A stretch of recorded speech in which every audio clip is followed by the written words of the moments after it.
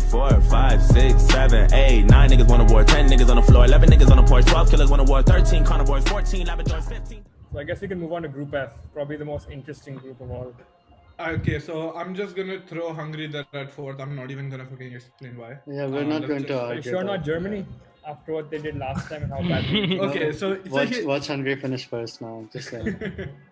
So okay, this is gonna be a it's not gonna be a long debate, but the only thing I want to say about Germany, I'll go with every team one by one, and I'll start with Germany for now.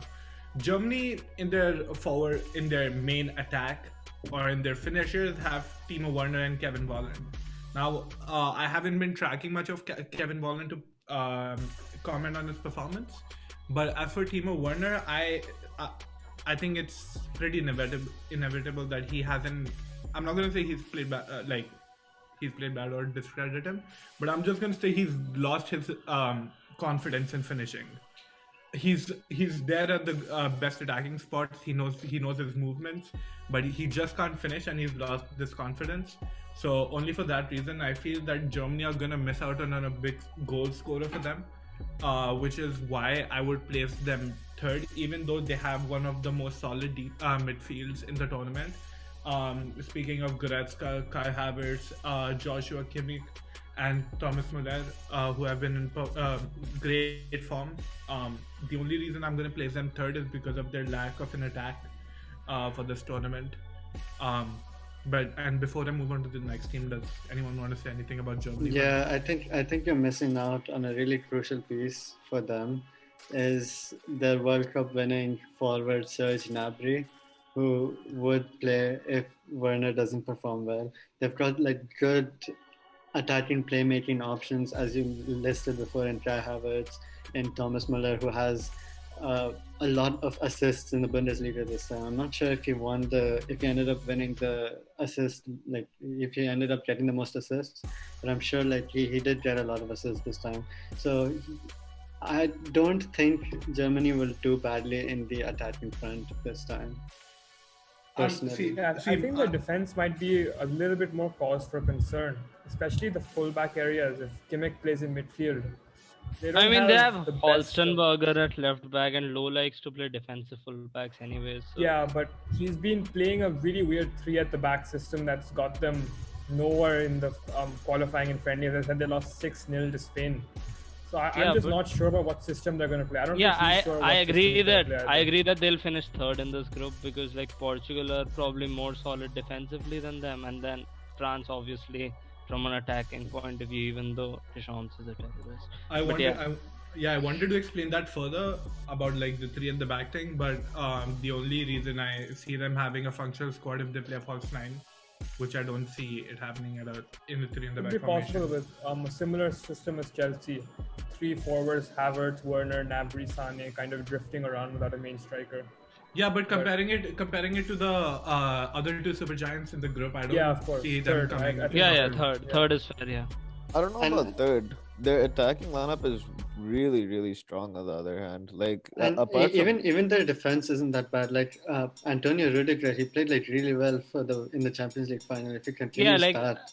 To be fair, Rudiger's form has improved so much from the time you mentioned they lost 6-0 and to the time now, his confidence has gone up great, and even his form. You're comparing not bad to one of the most decent to one of the he was pretty good in the Champions League final. Right? I'm not complaining that. I'm just saying you're comparing not bad to one of the strongest defenses in Euro this season. Especially Jules Koundé for Sevilla had an excellent season for him as well. We have Varane and Kimpembe playing too, who are very strong assets to the front. I agree with that. Bro, no one's talking about France. It's more Germany versus Portugal. Yeah, dude. No. Portugal are really underrated. Second. Yeah, exactly. I'd still say Germany would be third only. Portugal have João Cancelo, Ruben Diaz, Jose Font, who his team won the Liga this season, which was an amazing performance, and Nelson Semedo. So I feel their defense is a lot more packed than Germany at this point. And even the tactics are great defensively. Are we agreeing Portugal's second then? Yep. Yeah. I think Portugal first. See, Portugal first. I mean, yeah, that's. Wait, is everyone confirmed on Germany third? Yeah. Yeah. We'll go back on that if we disagree afterwards. Yeah, we'll come back to that. In terms of I'm saying Portugal first, I think they've taken a better squad than France this time. France have taken random people like Sissoko, who's barely played for Spurs, Lenglet, who's been atrocious for Barcelona, and they've recalled Benzema, and he'll probably be outstanding. But the system last time was so good because they had Giroud up front, who was linking everything together. I'm not saying Benzema can't do that role, but Benzema has never played with Mbappe and Griezmann before. So the chemistry that you'd expect a team to have through qualifiers, I don't think France will have that from the get-go. And Portugal, they have Bruno Fernandes, Bernardo Silva, Ronaldo, Jota, Felix. They've got a comparable kind of attacking talent and defensive talent as well. Cancelo, one of the best fullbacks in the Premier League. Guerrero got 16 assists from left back for Dortmund. So I think Portugal will definitely give France a run for their money. We saw when they played, I think last year, it was a 0-0 or a 1-1 draw. So it might come down to who scores more goals against Germany and Hungary. And I think I'm backing Portugal for that. Well, what about midfield when we come to it? Like, who on the Portugal team can rival the star power of Conte? Yeah, definitely. I don't think anyone can rival Conte. There's no one in Portugal's team can rival Conte. But what I would say is Pogba has barely played midfield for United this season, as he's going to play for France. And when he's played there, he hasn't been anywhere as good as when he's played on the wing.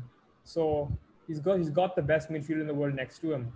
But the kind of dynamics they had last time, it might not work again.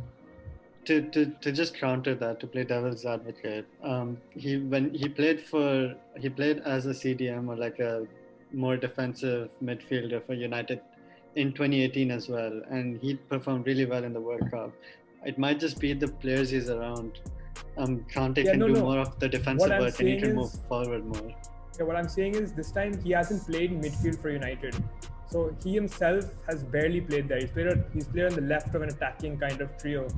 So, but I think you're underestimating the fact that they'll play friendlies before they actually go to the World Cup as well. And like, for example, your Benzema concern, it applies also to your Benzema concern that like they'll actually get some match chemistry before. Obviously, it won't be at the same level as won't have any. I just don't think it's going to be the same level as someone like Portugal. And I actually agree with your second fact as well. I see France and Portugal drawing only, but I think France will. Personally, I think France will score more goals basically against Germany and Hungary. I actually think Germany and Portugal might even draw, but like I do think that Portugal matches up better against France. So that's why I think Portugal will be second and France will be first. I don't know if I'm right in this, but in terms of their attacking talent as well in Portugal, Bernardo Silva hasn't had the best of seasons this year. And so I think you're overlooking a lot of what he's done in midfield for City. Yeah. He hasn't contributed goals and assists, but he's been, I think, integral in terms of work rate and creating space for players. But yeah, I get your point in terms of output, but when you've got someone like Ronaldo, do you really need Bernardo Silva chipping in with output? I mean, I guess I put France ahead when it comes to goalies as well. So, like, we all know who started last time out for Portugal is Patricio, who's coming off one of the worst seasons that Wolves, and not even their defense has been atrocious for Wolves this season. And come out to, like, Spurs, where Lloris has probably been a standout player outside of the top three. And, like, goalies are, like, literally make and break for teams. And, like, you cannot, like, there's no one to rival Lloris when it comes to that. That's true. Yeah, okay, that's a fair point, I think. I think you kind of swayed me. I put France top, Portugal second. Right. I'd still put Portugal first, but I think majority says France first. Yeah. Yep. Now I you have to appreciate it when people cover up my group and just start talking, but anyway, just go ahead. Okay, you want to talk here then? Yeah, okay. You give your first four. Fuck that, bro. I'm like 90% sure we're gonna get two Pep like majorly wrong.